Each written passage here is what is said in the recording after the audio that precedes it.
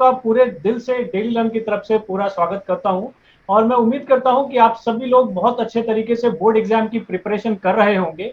और आज के इस सेशन को जब आप अटेंड करके जाएंगे तो डेफिनेटली बहुत कुछ आप सीख के जाएंगे जो आपके एग्जाम से रिलेटेड आपको बहुत ज्यादा बेनिफिट करेगा। तो हमारे बीच में शशांक सर है। शशांक सर, आपका बहुत बहुत स्वागत है डेली रन के ऊपर। और बच्चों, शशांक सर हम लोगों के साथ हैं यहाँ पे और ये बायोलॉजी के फैकल्टी हैं। ये पिछले 7-8 सालों से आप जैसे जो स्टूडेंट्स हैं उन स्टूडेंट्स की सेवा में पूरा लगे हुए हैं और बहुत सारे अच्छे अच्छे रिजल्ट से इन्होंने इनफैक्ट नीट तक में रिजल्ट दिया हुआ है और बहुत सारे टॉपर्स भी इन्होंने प्रोड्यूस किए हुए हैं। तो शशांक सर, बिना टाइम को वेस्ट किए हुए मैं सीधे आपके पास आऊंगा और आपसे रिक्वेस्ट करूंगा कि प्लीज जो भी आपने आज प्रिपेयर किया है वो आज बच्चों के साथ जल्दी से शेयर करें, जिससे कि बच्चे ज्यादा से ज्यादा उस चीज का बेनिफिट उठा सके। तो sir, over to you. Okay, so first of all thank you sir and hello बच्चा लोग। बेटा, आज का जो हमारा सेशन है ये बायोलॉजी में हमको वो सारी बातें बताने वाला है जो हमारे बोर्ड्स के लिए बहुत काम आने वाली। तो प्लीज मैं बार बार ये कहूंगा भी, एक कॉपी पेन लेकर के पहले शुरुआत से ही बैठ जाओ, एक डायरी लेकर के बैठो, पेन लेकर के बैठो और जो जो बताने वाला हूं उसको नोट कर लो। ये आपके बोर्ड्स में आपको बहुत हेल्प करेगा। ओके, सो टाइम वेस्ट नहीं करते, सीधे हम लोग स्टार्ट करते हैं। बेसिकली आज का हमारा टॉपिक क्या है, पहले मैं ये आपको क्लियर कर देता हूं कि आज हम लोग करने क्या वाले।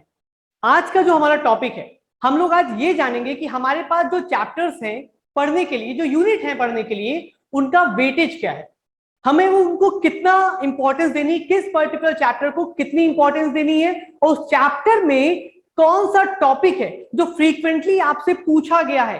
बेटा, बार बार बोर्ड्स में फ्रीक्वेंटली क्वेश्चंस वही पूछे जाते हैं जो प्रीवियस पूछे गए, तो कुछ नया नहीं होता है कुछ केसेस में।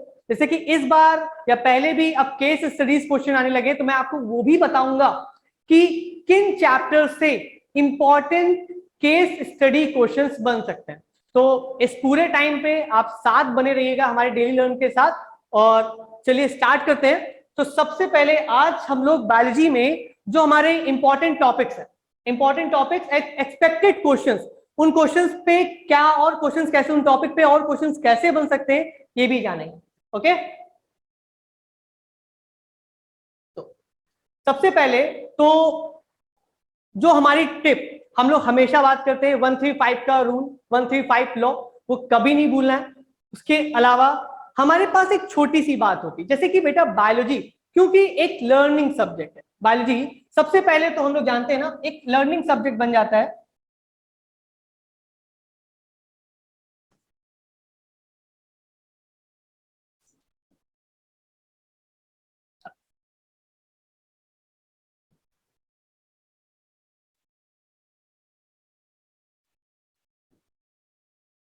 तो इस लर्निंग सब्जेक्ट के लिए, कोई सब्जेक्ट अगर लर्निंग होता है ना, तो याद रखने के लिए हमें सबसे ज्यादा जो जरूरी है, तो जो मैं टिप हर बच्चे को देता हूं और हर बच्चे से कहता हूं, बेटा यहां पर कुछ पर्टिकुलर टॉपिक्स होते हैं जो हमें हमेशा दिमाग में रखने चाहिए, जिनको हमें याद रखना पड़ता है। लाइक बायोटेक्नोलॉजी अभी हम लोग देखेंगे, इकोलॉजी के कुछ एग्जाम्पल्स हैं वो हम याद नहीं रख पाते।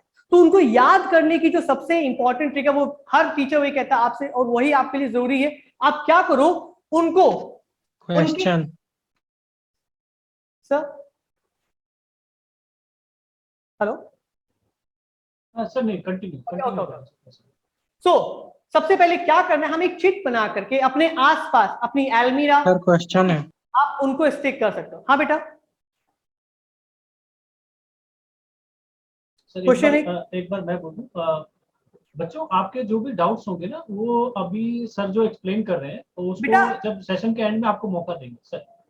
सेशन के एंड में बेटा आपके जितने भी डाउट्स होंगे, आप एक काम करिए, जैसे मैंने आपको डायरी और पेन लेने के लिए बोला है ना, तो वो इसलिए भी बोला है, आप उन डाउट्स को, जो भी डाउट हो वो आप लिखते भी रहिए। वो डाउट्स आप सारे के सारे सेशन के एंड में पूछेंगे और सबके आंसर्स मिलेंगे। ओके, कुछ भी छोड़ने वाले नहीं है। सो लर्निंग सब्जेक्ट को जरूरी है कि आप पेपर पे लिख करके उसका जो भी आप नोट लिख रहे हैं उसको अपनी अलमीरा पे या जो भी आपको सामने लगता है ना उसको लिख लीजिए, उसको चिपका दीजिए। और सबसे अच्छा किसके लिए, मैं एग्जांपल्स आपको बताता हूं, इकोलॉजी, इकोलॉजी जो पढ़ने वाले हैं ना, इकोलॉजी के एग्जांपल्स बहुत इंपॉर्टेंट हैं, उनके एग्जांपल्स आपके सामने हमेशा रहने चाहिए ताकि वो आप बिल्कुल ना भूलें। ओके, तो सबसे इंपॉर्टेंट थिंग तो यही है। नेक्स्ट चलिए अब हम लोग आगे बढ़ते हैं।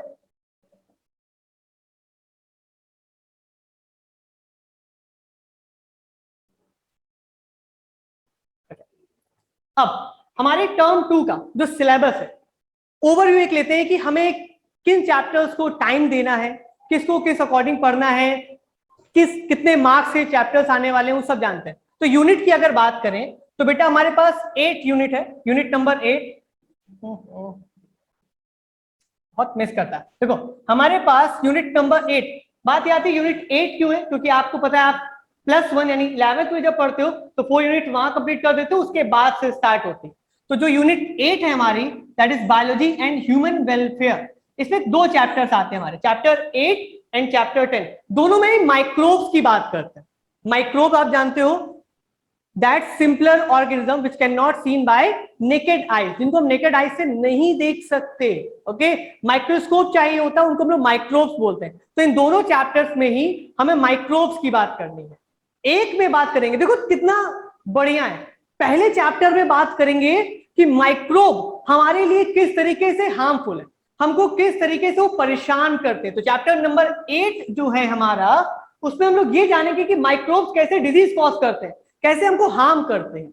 उसी के बाद नेक्स्ट चैप्टर में हम ये भी जानेंगे कि माइक्रोब्स हमारे लिए हेल्पफुल कैसे हो सकते हैं। ये बहुत इंटरेस्टिंग चैप्टर है बेटा। ओके, इसके एग्जांपल्स भी बहुत अच्छे हैं। ये चैप्टर आपको देगा 14 मार्क्स, तो बहुत मार्क्स दे रहा है, आप याद रखो। यानी ये जो पूरी यूनिट आपको दे रही है, ये आपको 14 मार्क्स दे करके जाने वाली है। तो इंपॉर्टेंट है, सबसे ज्यादा देके जा रही है, इसलिए पढ़ना भी उसी अकॉर्डिंग है बेटा। तो ये इंपॉर्टेंट बन जाता है। अगर मैं स्टार्स की बात करूं तो यहां पर मैं इसको 3 स्टार्स दूंगा। ठीक है, आप इसको 3 स्टार टॉपिक दे सकते हैं पूरे में, इसको अच्छे से पढ़ना होगा। नेक्स्ट आती है बायोटेक्नोलॉजी। बायोटेक्नोलॉजी बच्चे इसको थोड़ा सा टफ मोड पे ले जाते हैं, खुद ले जाते हैं। आप बायोटेक्नोलॉजी को पढ़ने का जो सबसे अच्छा तरीका है वो यही है बेटा कि आप अपने आप को एज अ बायोटेक्नोलॉजिस्ट समझिए। मतलब आप ये समझिए कि आप प्रैक्टिकल्स या जो भी चीजें हैं आप खुद करा रहे हैं। आप क्वेश्चंस पूछिए, खुद से क्वेश्चन पूछिए कि अगर ये जेल इलेक्ट्रोफोरेसिस हो रहा है तो ये प्रोसेस कैसे परफॉर्म हो सकता है, क्या क्या इसकी टेक्निकलिटीज हैं, वो सब आपको सब समझ में आएगा। ओके, तो बायोटेक्नोलॉजी एंड इट्स एप्लीकेशन, इसमें आपके 2 चैप्टर आते हैं। पहला चैप्टर है प्रिंसिपल्स ऑफ बायोटेक्नोलॉजी, जो भी देखेंगे हम लोग। उसमें आप प्रिंसिपल्स के बारे में जानोगे कि बायोटेक्नोलॉजी के क्या प्रिंसिपल्स होते हैं, कैसे बायोटेक्नोलॉजी वर्क करती है। हमारे आसपास हर चीज बेटा आजकल बायोटेक्नोलॉजी है। हम लोग जो वैक्सीन ले रहे हैं, जो कोरोना वैक्सीन आजकल हम लोग ले रहे हैं ना, उसमें भी बायोटेक्नोलॉजी ही यूज हुई है। तो बायोटेक्नोलॉजी बहुत इंपॉर्टेंट है। नेक्स्ट चैप्टर नंबर 12, इसमें हम लोग एप्लीकेशन देखेंगे, कहां कहां बायोटेक्नोलॉजी यूज आती है। अगर हम लोगों ने टॉपिक पढ़ा कि बायोटेक्नोलॉजी है क्या, वो यूज कहां आती है, ये जानना भी जरूरी है। तो वो हम लोग पढ़ेंगे नेक्स्ट चैप्टर में, यानी बायोटेक्नोलॉजी एंड इट्स एप्लीकेशन में। ये आपको देता है सेकंड मोस्ट, यानी ये आपके लिए बन जाता है 2 स्टार टॉपिक। यानी अगर देखें, यानी स्टार्स तो सभी है हमारे लिए, लेकिन ये 11 मार्क्स आपको देने वाला है। और 11 मार्क्स भी अभी मैं आपको जो बताने वाला हूं, अगर वो टॉपिक्स आपने नोट कर लिए, उन टॉपिक से बाहर एक भी क्वेश्चन नहीं आने वाला, कहीं से भी नहीं आता, कभी नहीं आता, वही रिपीटेड क्वेश्चन होता है। ओके, नेक्स्ट इकोलॉजी हमारे पास, इकोलॉजी एंड एनवायरमेंट, इसके 2 चैप्टर्स हैं, ऑर्गेनिज्म एंड पॉपुलेशन। ठीक है, बायोडाइवर्सिटी एंड इट्स कंजर्वेशन, बहुत सिंपल से, थोड़ा सा लर्निंग बेस पर ज्यादा है, चीजें हमें याद करनी पड़ती हैं। ओके, कुछ थ्योरीज हैं। ठीक है, ये आपको देगा बच्चा 10 मार्क्स, ये आपको देने वाला 10। तो टोटल कितना हो गया, 14 11 10, कितना हो गया हमारे पास 35। तो ये 35 मार्क्स तो आपको पता है, ये आपको कमाने हैं, आपको बहुत अच्छे से खुद कमाने हैं, लिख करके कमाने हैं। सब्जेक्टिव पेपर है। ओके, तो बहुत बढ़िया से लिखना होगा। आंसर राइटिंग आपका बहुत अच्छा होना चाहिए, कैसे लिखते हो, इसके लिए भी हमारे पास सेशंस हो रहे हैं, वो भी आप ज्वाइन करिए। नेक्स्ट 15, बाकी 15 मार्क्स जो है टोटल 50 बनेगा, ये आपको मिलेंगे आपके प्रैक्टिकल से, और देन जाकर के आपके 50 मार्क्स बनेंगे। तो ये हमारा एक ओवरव्यू है कि किस तरीके से हमारे चैप्टर्स आपको मार्किंग करने वाले हैं। अब डायरेक्ट हम लोग अपने टॉपिक्स की बात करते हैं। हर एक चैप्टर, यूनिट 8 के जो 2 चैप्टर हैं उनको उठाएंगे और उनकी बात करेंगे कौन से चैप्टर है, क्या कॉन्सेप्ट आप फॉलो कर सकते हो उसको समझने के लिए। Okay, so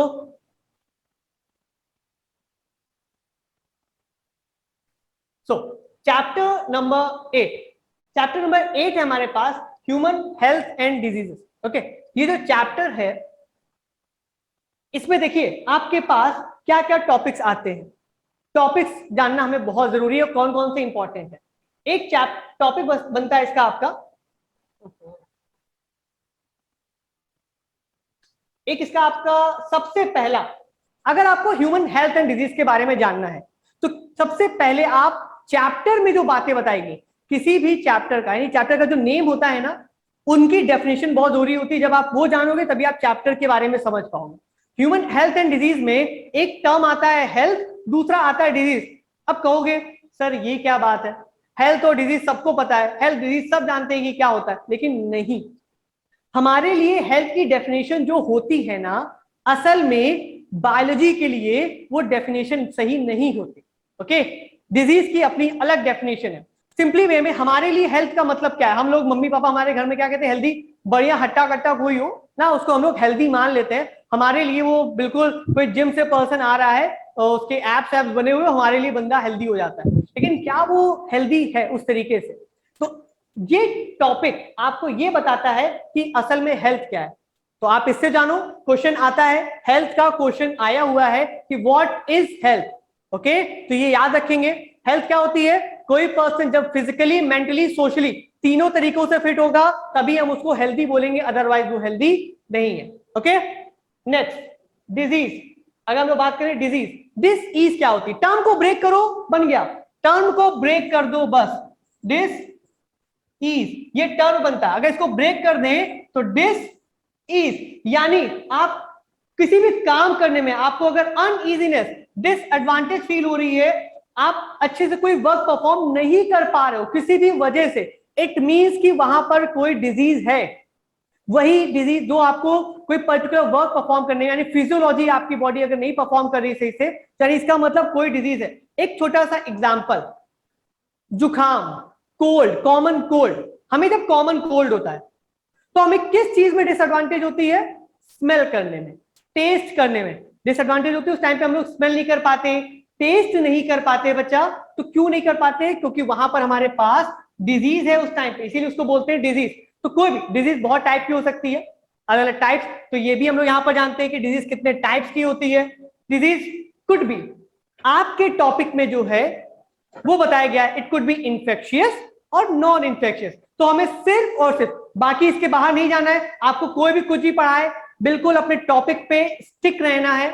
infectious and non infectious disease के अलावा आपसे नहीं पूछे जाते हैं। ओके, तो इंफेक्शियस डिजीज ही आपसे पूछी जाएंगी इस पार्ट में। और इंफेक्शियस डिजीज के जो कॉजेस हैं, कौन हो सकता है, बैक्टीरिया, वायरस, प्रोटोजोआ, फंगस और हेलमिंथ। ये आपके कुछ माइक्रो ऑर्गेनिजम्स हैं जो बेटा डिजीज कॉज करते हैं। आपको बाकी सबके बारे में पता है, आपको बैक्टीरिया के बारे में पता है, वायरस पता है, प्रोटोजोआ पता है, फंगस भी पता है। ये हेलमिंथ, अभी हेलमिंथिक वर्ड क्या आता है, होना चाहिए, पता भी होना चाहिए, जरूरी भी है। ये हेलमिंथ वर्ड क्या है, आपने क्लास 11th में पढ़ा है बेटा, एसके हेलमिंथीज, है ना, आपने हेलमिंथ टर्म पढ़ा। तो हेलमिंथ मीन होता है, आप याद रखेंगे बायो में हेलमिंथ टर्म आ जाए तो हेलमिंथ मीन्स होता है worm, any type of worm. Okay, like Ascaris, Ascaris एक वर्म होता है बेटा, एस्कैरिस एक डिजीज कॉज करता है, एस्कैरियासिस। ओके, बहुत ज्यादा एस्कैरियासिस डिजीज बहुत खतरनाक होती है। अगर आगे जाकर के नीट करना है, एमबीबीएस करोगे ना, तो पता चलेगा एस्कैरियासिस होता क्या है। स्टमक में इतने ज्यादा वर्म्स हो जाते हैं, यानी ये वर्म्स, इतने ज्यादा वर्म्स, सिर्फ और सिर्फ वर्म से वर्म्स दिखते हैं स्टमक में, इंटेस्टाइन में स्कैरियासिस होता है। ओके, तो इन डिजीजेस के बारे में स्टडी करना है। इंपॉर्टेंट डिजीज मैं आपको बताता हूं। बैक्टीरिया में एक ट्रिक याद कर लो, ट्रिक भी बता देता हूं। ट्रिक है उसका, बैक्टीरियल डिजीज अगर याद करनी है तो पंडित का टीका न्यू है। कुछ बैक्टीरियल डिजीजेस को आप इस एक छोटी सी ट्रिक से याद कर सकते हो, पूछा जाता है। लाइक कैसे, एग्जांपल क्या है इसके, पंडित फॉर प्लेग, प्लेग का कुछ नहीं है, टीका for typhoid, new for pneumonia,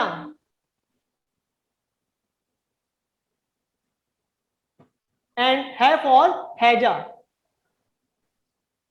तो ये कुछ कॉमन डिजीजेस हैं जो आपसे पूछी जाती हैं। कि क्वेश्चन क्या आता है, मैं आपको क्वेश्चन बताता हूं। क्वेश्चन आता है, सपोज आपसे कोई डिजीज दी जाएगी लाइक टाइफॉइड, बहुत इंपॉर्टेंट है टाइफॉइड। आपसे पूछा जाएगा टाइफॉइड का कॉज बताइए, तो वो बैक्टीरिया है। कौन बैक्टीरिया है? साल्मोनेला टाइफीम्यूरियम। ओके, साल्मोनेला टाइफीम्यूरियम कॉज करता है टाइफॉइड। तो कोई भी डिजीज हो गई, जनरली उसका नाम और उसका माइक्रोब का नाम सेम होता है। ओके, चलिए इसके बाद लास्ट में इसे पढ़ना है prevention and control of diseases. कि ये जो डिजीजेस हो रही हैं, सारी की सारी इंफेक्शियस डिजीज हैं, ये जो डिजीजेस हो रही हैं इनको हम लोग प्रिवेंट कैसे कर सकते हैं? Prevention is always better than cure. Okay, हमेशा बेटा बचाव जरूरी है, पहले उससे बच जाएं, डिजीज होने ही ना दें अपने आप को। तो कैसे बच सकते हैं? अगर हम इन डिजीजेस के बारे में जान लेंगे कैसे होती हैं, तो उनके फैक्टर से अपने आप को बचा सकते हैं। लाइक एग्जांपल, टाइफॉइड होता है कंटामिनेटेड फूड एंड वाटर, जिसमें टाइफॉइड का बैक्टीरिया हो। आप फूड को साफ रखें, खुला खाना ना खाएं, टाइफॉइड होने के चांसेस कम हो जाएंगे। तो इस तरीके से हम लोग प्रिवेंट कर सकते हैं, बच सकते हैं डिजीजेस से।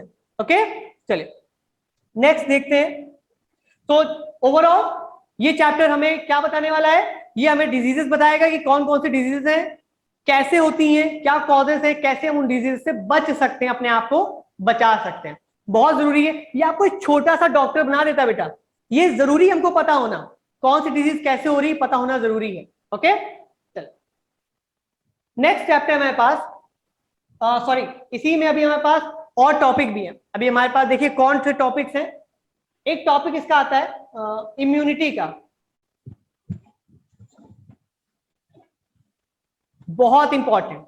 अगर जैसे मैंने स्टार्स दे रहे थे ना, तो यहां पर भी बेटा ये आपके लिए बहुत ही ज्यादा इंपॉर्टेंट टॉपिक है, ना कि सिर्फ और सिर्फ बोर्ड्स के लिए, इवन आपके नीट के लिए भी इससे क्वेश्चंस पूछे जाते हैं। इम्यूनिटी क्या होती है? The ability of body to fight against disease. किसी की भी एबिलिटी, किसी की बॉडी की एबिलिटी कैसे डिजीज से फाइट करता है, दैट इज इम्यूनिटी। कहते हैं ना, कोई अच्छी, किसी की इम्यूनिटी अच्छी है, कोई ज्यादा अच्छे से फाइट कर पा रहा है डिजीज से, कोई कम अच्छे से कर पा रहा है, तो ये है इम्यूनिटी। फिर टाइप ऑफ इम्यूनिटी आप पढ़ेंगे वो इम्यूनिटी आपको मिलती कैसी है, इम्यूनिटी के रिस्पॉन्सेस, ये टॉपिक जरूरी है। यहां पे आप दो पार्ट पढ़ते हो, बहुत जरूरी है। आप पढ़ोगे CMI और आप पढ़ोगे humoral immunity.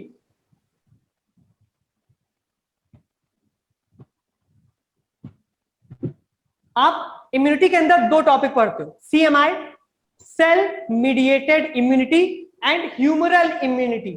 Cell mediated immunity हमको मिलती है एंटीबॉडीज से। एंटीबॉडीज क्या है अभी जानेंगे। सेल मीडिएटेड इम्यूनिटी आपको मिलती है एंटीबॉडीज से, और सॉरी सेल मीडिएटेड इम्यूनिटी आपको मिलती है WBC से। WBC क्या है? White blood corpuscles natural killer phagocytosis करते हैं, यानी डायरेक्ट। लाइक इंपॉर्टेंट एग्जांपल समझिए, ये बैक्टीरिया हमारा, ये बैक्टीरिया है। हमारी WBC क्या करेगी बच्चा, ये इसके पास पहुंचेगी और इसको पूरा पूरा खा जाएगी, इसको डायरेक्ट खा जाएगी। That is phagocytosis. इस प्रोसेस को बोलते हैं फैगोसाइटोसिस, और ये परफॉर्म होता है सेल मीडिएटेड इम्यूनिटी के अंदर। ओके, सेल मीडिएटेड इम्यूनिटी में क्या होता है, डायरेक्ट सेल अटैक करती है। याद रखेंगे, सेल मीडिएटेड इम्यूनिटी में डायरेक्ट सेल अटैक करती है। ह्यूमरल इम्यूनिटी में डायरेक्ट सेल नहीं अटैक करती है। सेल क्या करती है, देखो बहुत सिंपल सा समझना है इसको। ह्यूमरल इम्यूनिटी में सेल जो है, WBC जो है, वो कुछ प्रोटीन बनाती है। इन पर्टिकुलर प्रोटीन्स को बोलते हैं एंटीबॉडीज। वो एंटीबॉडीज देन जाकर के इन बैक्टीरिया पर अटैच हो जाती हैं, जो एंटीबॉडी इसको एक स्पेशल अपीयरेंस देती है, तब जाकर के हमारी सेल इसको फैगोसाइटोसिस कर पाती, इसका फैगोसाइटोसिस कर पाती। तो इसका मतलब एंटीबॉडी डायरेक्ट नहीं अटैक करती, ठीक है। एंटीबॉडी पे भी वहां पे हमें क्या चाहिए होता है, WBC चाहिए होता है, जो फैगोसाइटोसिस परफॉर्म करेगा। नेक्स्ट, एंटीबॉडीज के बारे में देखा, तो एंटीबॉडीज के दो क्वेश्चन याद रखो कि क्या एंटीबॉडीज है बेटा। आपके क्वेश्चन पूछा जाता है, एक सिंपली क्वेश्चन 1 मार्क क्वेश्चन अगर पूछ लेते हैं पर्टिकुलर कौन सी एंटीबॉडीज हैं जो प्लेसेंटा क्रॉस कर सकती है? ये नीट का भी क्वेश्चन बनता है बेटा, ऐसी कौन सी एंटीबॉडी जो प्लेसेंटा क्रॉस कर सकती है? तो उसका नाम होता है, याद रखेंगे, दैट इज IgG। IgG जो है, ठीक है, इम्यूनोग्लोबुलिन जी, ये जो पर्टिकुलर एंटीबॉडी बेटा ये ट्रांस प्लेसेंटल होती है, प्लेसेंटा क्रॉस कर सकती है। और एक एंटीबॉडी और है जो आप लोगों ने रिप्रोडक्शन में पढ़ी थी, IgA, ये किससे मिलती है? मदर मिल्क से, यानी कोलेस्ट्रम। कोलेस्ट्रम ये सिक्रेटरी होती है। तो ये दो एंटीबॉडीज पे क्वेश्चन पूछे जाते हैं कि आपको कैसे मिलती है। Okay, next, vaccination and immunity. Vaccination and immunity, vaccine कैसे प्रिपेयर होती है? ये आप लोग बायोटेक्नोलॉजी में पढ़ते हो कि वैक्सीन बनाई कैसे जाती है। उसी वैक्सीन को यूज करके हमें इम्यूनिटी देना। वैक्सीन हमें जिस टाइप की इम्यूनिटी देती है उस इम्यूनिटी को बोलते हैं एक्टिव इम्यूनिटी। वो है तो एक एक्टिव इम्यूनिटी, लेकिन वो इनेट नहीं होती, वो एक्वायर होती है। मतलब ये पर्टिकुलर इम्यूनिटी हम लोग बेटा लाइफ टाइम में अपने एक्वायर करते हैं, वैक्सीन लगवाते हैं और तब जाकर के वो अंदर हमारे इम्यूनिटी आती है। वैक्सीन बनती कैसे है? तो डेड या वीक माइक्रोब्स, डेड या वीक माइक्रोब्स को ही हमारी बॉडी में इंजेक्ट किया जाता है, जिनको हमारी मेमोरी सेल्स पहचान लेती है। एंड देन आफ्टर हम लोगों को जब सेकेंड रिस्पॉन्स होता है, सेकेंड अटैक होता है हमारे ऊपर उसी पर्टिकुलर पैथोजन का, तब हम उससे फाइट करने के लिए केपेबल होते हैं। तो इसीलिए हमारे लिए वैक्सीनेशन का बहुत इंपॉर्टेंट रोल है। याद रखेंगे, वैक्सीनेशन एक प्रिवेंशन का पार्ट है, ट्रीटमेंट नहीं है बेटा, ये दिमाग में रखेंगे। वैक्सीनेशन हमें डिजीज होने से प्रिवेंट करती है, किसी डिजीज को ट्रीट करने का काम नहीं करती। ओके, चलिए फिर आता है इम्यूनाइजेशन। तो वैक्सीन से ही हमें क्या मिलती है? इम्यूनिटी मिलती है। वैक्सीन से हमें क्या मिलती है? इम्यूनिटी मिलती है। जब हमें एक बार वैक्सीन लग जाती है ना, तो हमें जब दोबारा हमें वो डिजीज होगी, सपोज एक एग्जांपल के तौर पे किसी को अगर कोरोना वैक्सीन, कोविड वैक्सीन लग चुकी है, वैक्सीन लग गई है, तो जब दोबारा कोविड उस पर अटैक करेगा तो वो कोविड उतना पावरफुल नहीं होगा, क्योंकि हमारे पास उस कोविड के लिए एंटीबॉडीज प्रेजेंट होंगी। ओके, तो ये इसीलिए क्या देता है हमें? इम्यूनिटी देता है, इम्यूनाइजेशन भी करता है हमारा। ओके, फिर आता है एलर्जी का पार्ट। एलर्जी इसी का ऑपोजिट है, ऑब्वियस बात है। देखो, अगर किसी की इम्यूनिटी अच्छी है, ठीक है, तो नॉर्मल है। किसी की इम्यूनिटी कुछ ज्यादा रिएक्टिव है बेटा, यानी कुछ ज्यादा ओवर रिएक्ट कर रहा है पर्टिकुलर पैथोजेंस के ऊपर, पर्टिकुलर सब्सटेंसेस के ऊपर, तो इसको बोलते हैं एलर्जी। यानी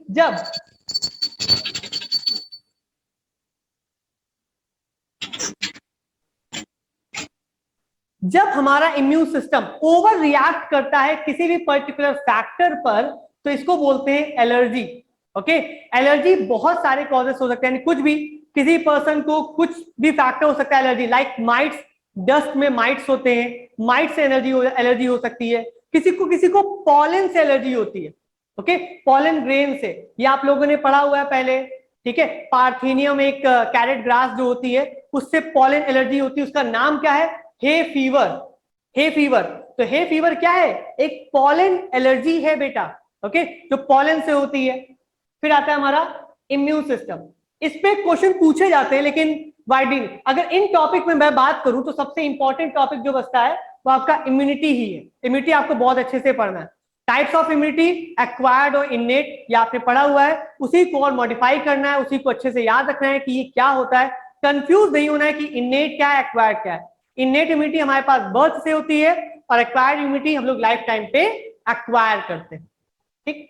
देन कुछ डिजीजेस हैं, एड्स में आपको एड्स की लाइफ साइकिल, प्रिवेंट कैसे कर सकते हैं, कैसे बच सकते हैं एड्स से, ये सब हम लोग पढ़ते हैं। ओके, एड्स की लाइफ साइकिल जो है ना, एड्स वायरस यानी HIV वायरस की जो लाइफ साइकिल है जो आपके NCERT में दी गई है, ये बहुत इंपॉर्टेंट है। ओके, क्योंकि एड्स के पास यानी HIV वायरस के पास जो वायरस होता है वो वायरस कैसा होता है? Rhino virus. वो पर्टिकुलर वायरस जो होता है बेटा क्या? RNA वायरस होता है, RNA कंटेन करता है, और वो RNA पहले बनाता है DNA, रिवर्स ट्रांसक्रिप्टेज एंजाइम को यूज करके और देन बनाता है आरएनए। तो इसलिए इसकी लाइफ साइकिल बहुत इंपॉर्टेंट है, पूछा जाता है वो डायग्राम के साथ। ठीक है, नेक्स्ट कैंसर। कैंसर क्या है? Mass of cell. Mass of cells होती है बेटा कैंसर, यानी बहुत सारी सेल्स, जब सेल्स मल्टीप्लाई बहुत ज्यादा अमाउंट में करने लगे तो वही बना लेता है कैंसर। ओके, कैंसर ट्यूमर, सब कैंसर ट्यूमर नहीं होते, ट्यूमर दो टाइप के होते हैं, बेनाइन और मैलिग्नेंट, वो आपको पढ़ना है। तो कैंसर इंपॉर्टेंट है, यानी यहां पर जो ये दोनों जो डिजीज बनती है, एड्स और कैंसर, इस पर भी क्वेश्चन पूछा जाता है। और सबसे लास्ट टॉपिक जो आता है आपका इस चैप्टर से, drugs and alcohol abuse. Okay, ये हमारी यूथ के लिए भी हमारे गवर्नमेंट ने चैप्टर फॉलो रखा हुआ है बेटा। आजकल जरूरी है ड्रग्स के बारे में जानना, क्यों उनका यूज नहीं करना है, क्यों हार्मफुल हमारे लिए, ये सब के लिए ये चैप्टर हमें पढ़ना, इस टॉपिक को पढ़ना बहुत जरूरी हो जाता है। तो जो ड्रग्स हैं जो बताई गई आपके फिल्म में, कैनाबिनॉइड्स, ओपोइड्स, ओके, तो कोका एल्कलॉइड्स, उन ड्रग्स को बहुत अच्छे से पढ़ेंगे, उनकी कैटेगरी को। तो ये भी एक अच्छा क्वेश्चन बनता है कि कौन सा पर्टिकुलर ड्रग हमें किस प्लांट से मिलता है और वो क्या आप किस तरीके से रिसेप्टर्स हमारे उसके ब्रेन में प्रेजेंट होते हैं, कहाँ पे अटैक करता है। ओके, तो ये पूरा टॉपिक हो गया। फिर से इसमें इंपॉर्टेंट क्या है? इम्यूनिटी इंपॉर्टेंट है आपका और डिजीजेस इंपॉर्टेंट है, लास्ट में ड्रग। ओके,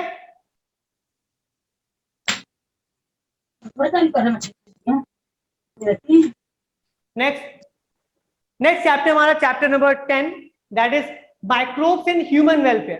पहले चैप्टर ने जहां पर हमको ये बताया कि भाई हमारे लिए बैक्टीरिया कितना हार्मफुल है, दूर रहो बैक्टीरिया से। फंगस कितनी हार्मफुल है हमारे लिए, दूर रहो फंगस से। वायरस तो वैसे भी हम हमेशा हार्मफुल रहते हैं, वायरस की कभी बात नहीं करनी। वायरस कभी भी हमारे लिए हेल्पफुल नहीं होता बेटा। वायरस का नाम ही एक ऐसे टर्म पे पड़ा, विरियन, उसका मतलब होता है पॉइजन। तो वायरस हमेशा हमारे लिए हार्मफुल ही होते हैं, बट बैक्टीरिया और सर्टेन अदर माइक्रोब्स हमारे लिए हेल्पफुल भी होते हैं। ओके, तो उनके बारे में हमें ये चैप्टर बताता है कि कौन सा पर्टिकुलर माइक्रोब किस तरीके से हमें हेल्प करता है। तो सबसे पहले microbes in house hold product, इसमें आपको क्या पढ़ना होता है? बहुत इंपॉर्टेंट है। इसमें आप सबसे पहले पढ़ेंगे हाउस होल्ड प्रोडक्ट में दही, कर्ड। कर्ड कैसे बनता है, तो कर्ड बनाने का जो प्रोसीजर है वो सबसे पहले पढ़ते हैं, इंपॉर्टेंट भी है। कैट, ठीक है, हमारा कौन सा लैक्टोबैसिलस हमारा बैक्टीरिया होता है जो कर्ड फॉर्म करने में हेल्प करता है। याद रखेंगे विटामिन B12 का नाम, विटामिन B12 का नाम जरूर याद रखेंगे, जो कर्ड में प्रेजेंट होता है, जो कर्ड में प्रेजेंट होता है, मिल्क में नहीं होता है। कर्ड में क्यों आता है? क्योंकि माइक्रोब ही ऐड करता है। माइक्रोब का नाम lactobacillus. Okay, second house hold product क्या है? ब्रेड। सेकेंड आता है हमारा ब्रेड। ब्रेड में क्या यूज करते हैं? Bakers yeast. ब्रेड में यूज करते हैं बेकर्स यीस्ट, यानी saccharomyces cerevisiae. Saccharomyces cerevisiae use करते हैं, जिसकी वजह से जो ब्रेड होती है ना उसका फ्लफीनेस आता है, वो उसी की वजह से आता है। ओके, फिर आता है चीज, थर्ड नंबर पे चीज पढ़ना है आपको। इसी हाउस होल्ड प्रोडक्ट में बेटा ये सब हमारे घर में कैसे यूज होते हैं। तो चीज के लिए भी हमारे पास पर्टिकुलर बैक्टीरिया होते हैं जो चीज फॉर्म करने में, स्विस चीज है और रॉकफोर्ट चीज है, दोनों चीजेस के बारे में पढ़ना है हमें। ठीक है, कि कौन सा बैक्टीरिया फॉर्म करता है। रॉकफोर्ट चीज याद रखेंगे फंगस के थ्रू फॉर्म होता है।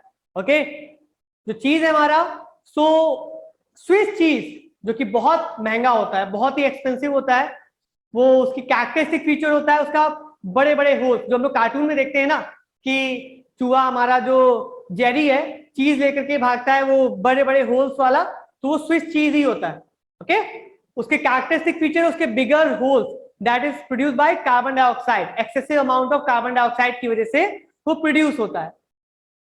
फिर आता है आपका microbes in industrial products. Industries में माइक्रोब्स का क्या रोल है? अगर बायो पढ़नी है तो ये हमें जरूरी होता है कि माइक्रोब्स यानी हर ऑर्गेनिज्म का हम थोड़ा सा उसकी हर एस्पेक्ट जाने, हम उसका किस तरीके से वो हेल्पफुल है, किस तरीके से हार्मफुल है, दोनों ही बातें हमें पता होनी चाहिए। तभी हम लोग कह सकते हैं कि उस टॉपिक को हमने अच्छे से पढ़ा होगा, उस ऑर्गेनिज्म को हम लोग अच्छे से समझ सकते हैं। यहाँ पे माइक्रोब्स जो हैं हमें इंडस्ट्रीज में बहुत सारे प्रोडक्ट देते हैं, लाइक बेवरेजेस, यानी अल्कोहल प्रोडक्ट्स, अल्कोहल प्रोडक्ट्स जो हैं हमें एक पर्टिकुलर फंगस है, नाम क्या है उसका, फिर से सैक्रोमाइसिस सर्विसी, ये ईस्ट है बेटा, इसी ईस्ट को बेकर्स ईस्ट बोलते हैं, इसी ईस्ट को हम लोग ब्रीवर्स ईस्ट भी बोलते हैं, दोनों के सेम नाम है। ओके, तो बेकर्स ईस्ट और ब्रीवर्स ईस्ट दोनों क्या बनाता है, अल्कोहल प्रोडक्ट्स।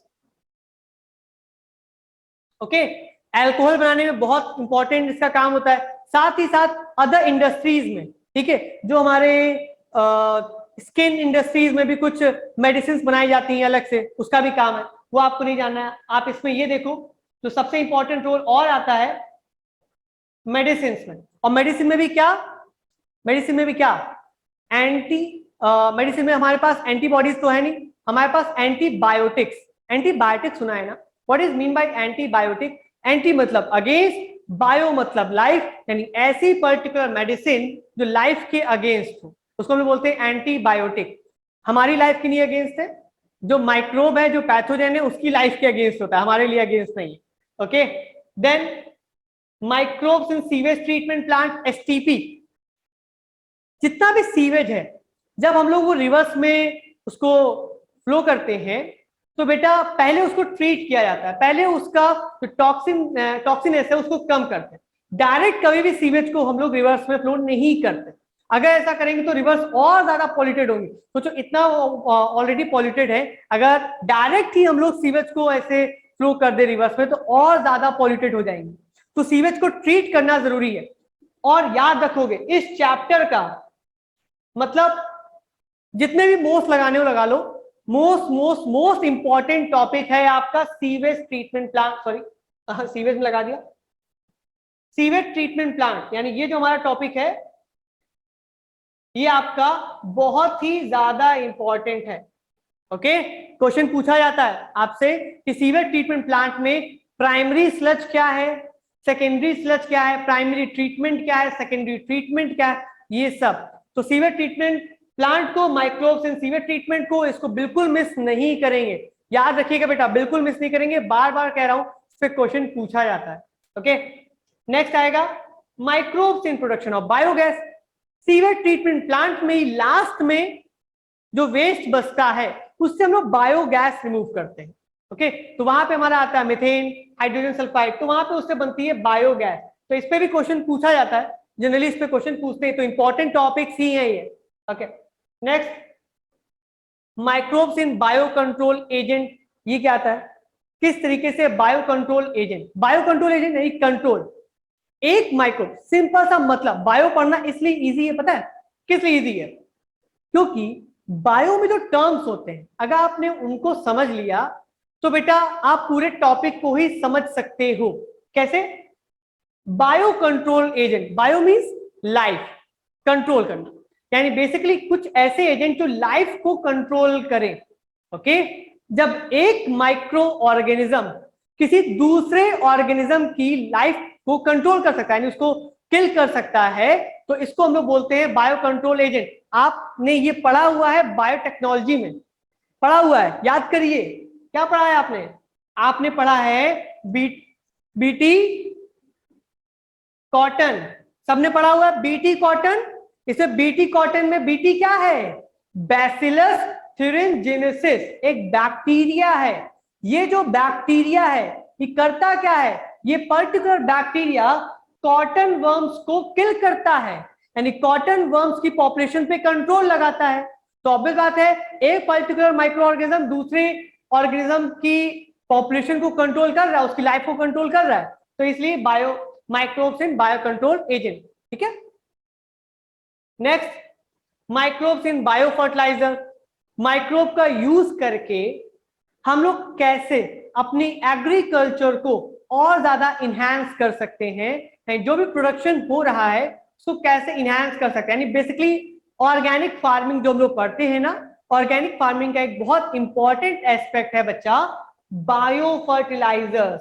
ह्यूमस आप पढ़े हो छोटी क्लास में, आपने ह्यूमस के बारे में जाना है, तो जो बायो फर्टिलाइजर्स हैं बहुत इंपॉर्टेंट होते हैं। तो ये हमारा टॉपिक होता है चैप्टर नंबर 10 का, यानी ये जो दोनों चैप्टर हैं आपको कितने मार्क्स देने वाले हैं, 14 मार्क्स। और फिर से इंपॉर्टेंट क्वेश्चन कहां से बनेगा, इम्यूनिटी से बन सकता है, ओके, आपका बन सकता है डिजीजेस से बन सकता है, कैंसर से, एड्स से, यहाँ पे आपका बन सकता है सीवेज ट्रीटमेंट प्लांट से बन सकता है, या तो हाउस होल्ड प्रोडक्ट से बनता है। ओके, चलिए नेक्स्ट, एक यूनिट कंप्लीट। अब आते हैं हम लोग सेकेंड यूनिट पे। सेकेंड यूनिट है हमारी बायोटेक्नोलॉजी। ये जो यूनिट है हमारी बच्चा, दिस इज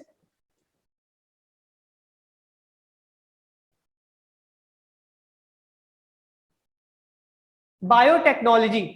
तो बायोटेक्नोलॉजी की जो ये पर्टिकुलर यूनिट है ना, बहुत ही ज्यादा इंपॉर्टेंट बन जाती है, क्योंकि जब आप आगे की हायर क्लासेस आप कुछ भी करोगे, अगर आगे आपको कुछ पढ़ना है तो बायोटेक्नोलॉजी की समझ होनी जरूरी होती है कि बायोटेक्नोलॉजी है क्या। कुछ नहीं है, जैसे कि अभी हम लोग बात करें टर्म्स को अगर ब्रेक कर दें यहां पर भी, इसको समझने के लिए कुछ भी नहीं है। कैसे समझेंगे, देखो, बायो एंड टेक्नोलॉजी, किसी भी तरीके से अगर हम लोग ऑर्गेनिजम्स, लिविंग ऑर्गेनिजम्स को यूज करके कुछ इंपॉर्टेंट प्रोडक्ट्स फॉर्म कर सके या कुछ सर्विसेज फॉर्म कर सके, इसी को हम लोग बोलते हैं बायोटेक्नोलॉजी। यानी अगर माइक्रो ऑर्गेनिजम्स को यूज करके या लिविंग ऑर्गेनिजम्स को यूज करके उनमें हम टेक्नोलॉजी को ऐड कर दें, दोनों को आपस में इंटीग्रेट कर दें और इनसे हमारे लिए प्रोडक्ट या सर्विसेज फॉर्म करें, तो ये बन जाता है बायोटेक्नोलॉजी। दिस इज बायोटेक्नोलॉजी, जो आपके लिए सबसे पहले आपको यही बताया गया है। इसकी डेफिनेशन में जब आप पढ़ोगे ना एनसीईआरटी में, सबसे पहले पेज पर ही बायोटेक्नोलॉजी की डेफिनेशन दी गई बेटा, और दो डेफिनेशन दी गई है। एक दी गई ईएफबी के according, European federation of biotechnology ने एक डेफिनेशन दी है, और एक नॉर्मल डेफिनेशन है। तो जो ईएफबी वाली डेफिनेशन है वो याद रखेंगे, उस पर क्वेश्चन आता है। ओके, तो डेफिनेशन याद करनी है कौन सी, यूरोपियन फेडरेशन ऑफ बायोटेक्नोलॉजी ने जो डेफिनेशन दी है बायोटेक्नोलॉजी की, वो वाली। उसके बाद प्रिंसिपल्स ऑफ बायोटेक्नोलॉजी, रूल, यानी बेसिकली कि बायोटेक्नोलॉजी किन प्रिंसिपल्स को फॉलो करती है। और ये ज्यादा नहीं है, सिर्फ दो प्रिंसिपल हैं छोटे छोटे। क्या होते हैं, एक हमारी केमिकल बायोटेक्नोलॉजी और एक होती है हमारी सिंपल रिडक्टिव बायोटेक्नोलॉजी। अगर हम लोग उसको बात करें यानी कैसे बायोटेक्नोलॉजी को दो एस्पेक्ट्स में यूज कर सकते हैं, वो है हमारे प्रिंसिपल। ठीक है, नेक्स्ट आता है tools of recombinant DNA technology. एक हमें बायोटेक्नोलॉजी करनी, डीएनए को कट करना है, उस डीएनए में नया cut piece of DNA add करना है। सोचो बायोटेक्नोलॉजी में करते क्या है, एक ऑर्गेनिज्म का डीएनए निकाल करके उसको दूसरे किसी होस्ट ऑर्गेनिज्म में हम लोग ऐड ऑन करते हैं। This is biotechnology. इसके लिए हमें कुछ टूल चाहिए होंगे, सीजर चाहिए होंगी, कैंची, जिसकी वजह से हम लोग डीएनए को कट आउट कर सके, फिर हमें कुछ ग्लू चाहिए होगा ताकि पेस्ट कर सके, और किसमें इसको इंट्रोड्यूस करा रहे हैं यानी होस्ट चाहिए होगा। तो ये सब करते हैं हम लोग किसमें, tools of recombinant DNA technology में। नेक्स्ट, रिस्ट्रिक्शन एंजाइम, इनको बोलते हैं मॉलिक्यूलर सीजर। पूछा जाता है, दो टाइप के होते हैं। ओके, ये बहुत जरूरी है, एंडोन्यूक्लियस एंड एक्सोन्यूक्लियस हमारे। फिर आता है जेल इलेक्ट्रोफोरेसिस, ये बेटा आता है, ये हमारे लिए इंपॉर्टेंट टॉपिक है क्योंकि दूसरी बार आता है। ओके, जेल इलेक्ट्रोफोरेसिस बहुत इंपॉर्टेंट है, तो इसको पढ़ेंगे हम लोग। जेल इलेक्ट्रोफोरेसिस क्या होता है, क्लोनिंग वेक्टर्स क्या होते हैं, एक ही क्लोनिंग वेक्टर आपके में बताया गया है, PBr322। ओके, PBr322 यानी हमारा प्लाज्मिड बॉलिवर रॉड्रिगेज, ये जो पर्टिकुलर हमारे पास प्लाज्मिड है इसको हमें करना है। Next, competent host. Okay, competent host क्या होते हैं, कैसे बनाए जा सकते हैं। और लास्ट आता हमारा बायोरिएक्टर्स। तो ये कुछ टॉपिक्स हैं जो आपके लिए बहुत इंपॉर्टेंट है, आपको पढ़ना होगा, इन पे से क्वेश्चन पूछे जा सकते हैं।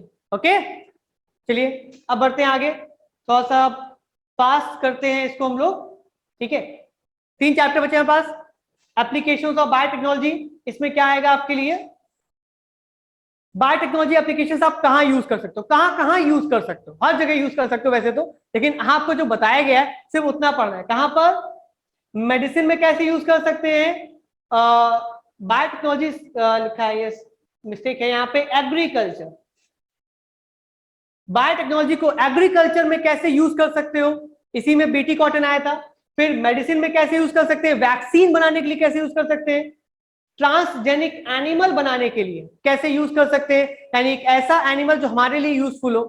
फिर एथिकल इश्यूज, ये क्या है, ये पढ़ना जरूरी है, क्योंकि अगर हम लोग डीएनए एक्सचेंज कर रहे हैं ऑर्गेनिजम्स का, तो हमें कुछ रूल्स को फॉलो करना जरूरी है। तो वो वहां पे आते हैं हमारे एथिकल इश्यूज।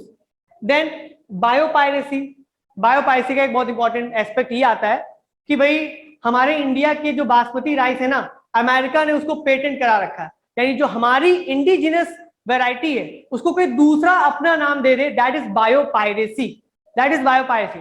तो बायोपायरेसी के लिए आपको क्या करना जरूरी है, पेटेंट लेना, यानी उस ऑर्गेनिज्म का, उस प्लांट का, उस ऑर्गेनिज्म का, एनिमल का पेटेंट लेना जरूरी कि वो आपका है, यानी आपकी जगह पर वो आता है, प्रोड्यूस होता है और कहीं नहीं मिलता। ओके, नेक्स्ट आता है हमारा इकोलॉजी, हमारी यूनिट है। इकोलॉजी में आपका 13 चैप्टर है, ऑर्गेनिज्म एंड पॉपुलेशन। ऑर्गेनिज्म और पॉपुलेशन से जो टॉपिक बनते हैं that is organisation levels of ecology. कौन कौन से लेवल्स हैं बच्चा, तो जिसमें बायोम आता है, सेलुलर लेवल आता है, टिश्यू लेवल आता है, ठीक है, organ level, organ system level, then population, community, ecosystem, ये सब हमारे, तो वो सब हम लोग पढ़ते हैं। फिर एनवायरमेंट के बारे में जानते हैं, एनवायरमेंट कैसे बनता है, बायोटिक एबायोटिक कंपोनेंट से मिलकर के बनता है, दोनों के बारे में अलग अलग पढ़ते हैं। कंपोनेंट्स ऑफ इकोसिस्टम, ये इंपॉर्टेंट है, ये इंपॉर्टेंट है। इकोसिस्टम के कंपोनेंट कौन कौन से हैं, तो हमारा एक है एबायोटिक कंपोनेंट, दूसरा है बायोटिक कंपोनेंट, उसको पढ़ते हैं। Major effects of abiotic factors, abiotic factor like temperature, water, pH, इनका इफेक्ट क्या पड़ता है, सॉइल, इनका इफेक्ट क्या पड़ता है किसी भी लिविंग ऑर्गेनिज्म के ऊपर, वो जानते हैं। रिस्पॉन्स, कोई भी ऑर्गेनिज्म इन एबायोटिक फैक्टर्स के अकॉर्डिंग कैसा रिस्पॉन्स शो करता है, ओके, याद करेंगे, इसको पढ़ना जरूरी है, वो हमारा कैसा है ये याद रखेंगे। फिर आता है अडेप्टेशन, कि हम लोग कैसे अडेप्ट कर पाएंगे, कोई भी ऑर्गेनिज्म जरूरी है एक पर्टिकुलर एनवायरनमेंट में अपने आप को अडेप्ट कर पाए, अडेप्टेबिलिटी बहुत जरूरी है बेटा। ओके, नेक्स्ट इसी में आता है आपका क्वेश्चन में पॉपुलेशन एट्रीब्यूट्स। पॉपुलेशन एट्रीब्यूट्स क्या है, यानी पॉपुलेशन की खासियत क्या है, तो बर्थ रेट, ग्रोथ रेट, ये सब आप कहां देखोगे, आप सिर्फ उसे पॉपुलेशन में देखोगे। सेक्स रेशियो सिर्फ उसे पॉपुलेशन में मिलेगा, तो ये कुछ पॉपुलेशन एट्रीब्यूट्स हैं। पॉपुलेशन ग्रोथ कैसे होती है, आपके में एक चार्ट बना हुआ है, immigration, emigration, birth rate and natality और मोर्टालिटी, उस चार्ट से समझेंगे पॉपुलेशन ग्रोथ का। ग्रोथ मॉडल है, दो ग्रोथ मॉडल है, लॉजिस्टिक एक ग्रोथ मॉडल है और दूसरा एक्सपोनेंशियल ग्रोथ मॉडल, ये बहुत इंपॉर्टेंट है, मतलब ये तो बहुत ही ज्यादा इंपॉर्टेंट है, क्वेश्चन पूछते हैं ग्रोथ मॉडल्स के ऊपर। ओके, और लास्ट में पॉपुलेशन इंटरेक्शन, आपका ये भी एक इंपॉर्टेंट पार्ट बनता है। कमेंसालिज्म, अमेंसालिज्म, म्यूचुअलिज्म, पैरासिटिज्म, ये हमारे पास कुछ पॉपुलेशन इंटरेक्शन, इनको स्टडी करते हैं। इन्हीं के एग्जांपल्स मैं कह रहा हूं, इन्हीं के एग्जांपल्स आप स्टिक करके आप अपनी दीवार या आपके पास जो अलमीरा उसमें लगा लो। ओके, नेक्स्ट आता है ये लास्ट चैप्टर हमारा बेटा,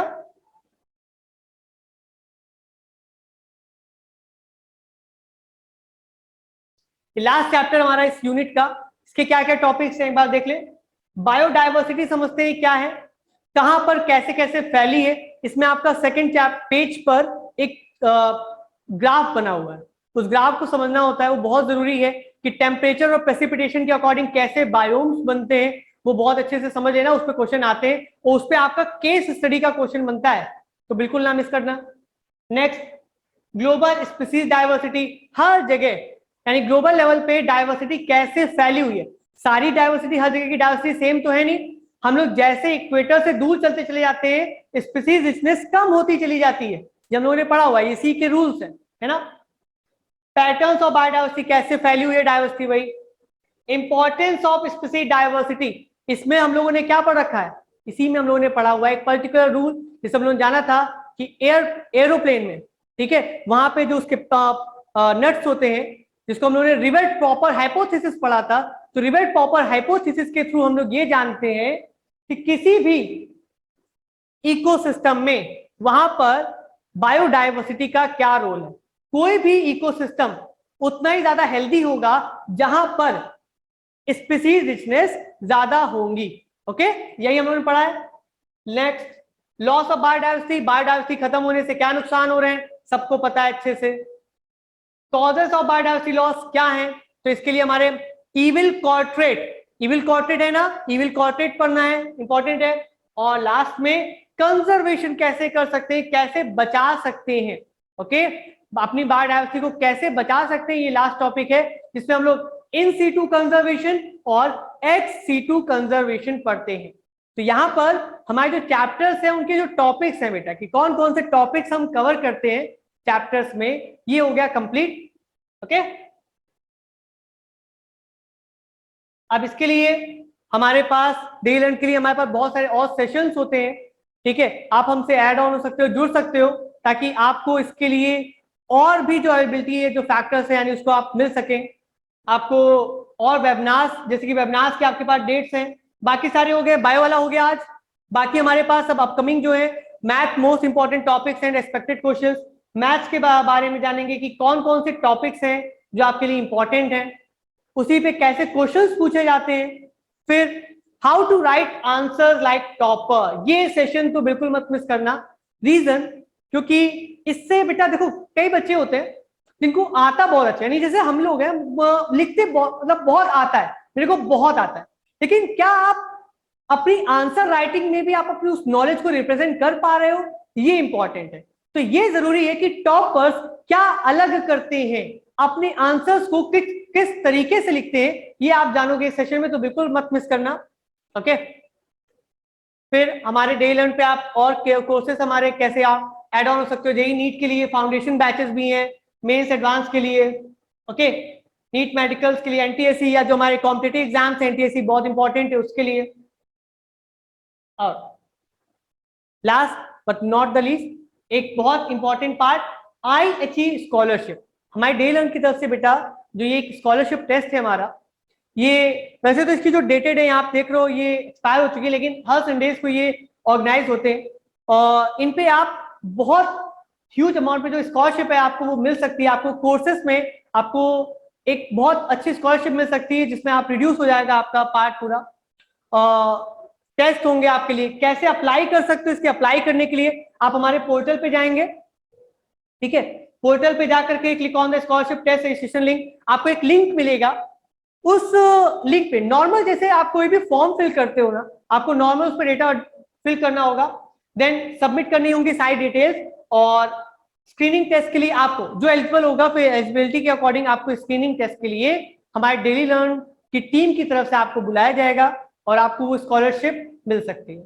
ठीक है, सो अब आपके पास जो डाउट्स होंगे, ये हमारा आप डाउट्स अपने पूछ सकते हो, साथ साथ ये हमारा एड्रेस है, कॉन्टैक्ट डिटेल्स है, आप इनको नोट कर सकते हैं, कैसे आप हमसे कॉन्टैक्ट कर सकते हैं, जरूरी है। ठीक है, बाकी अब आपके अगर कोई डाउट्स है तो आप डाउट्स पूछ सकते हो बेटा, जो भी आपके डाउट्स हो।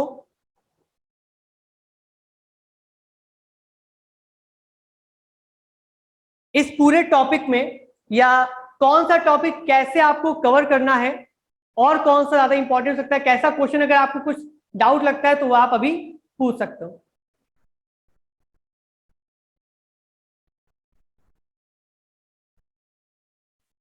एनीवन? हेलो, हाँ बच्चा। Good evening sir. हाँ, गुड इवनिंग सर। सर मैं ये मुझे सर जेई और नीट रिगार्डिंग जो कोर्सेज हैं उसके बारे में पूछना है। आपकी वेबसाइट वो भी प्रोवाइड करती है आई गेस, आपने भी बताया। जी मुकुंद सर। जी जी हेलो। जी सर, बताइए सर। हाँ बेटा, क्या पूछ रहे थे आप, जेई के लिए कि नीट के लिए? सर जेई के लिए।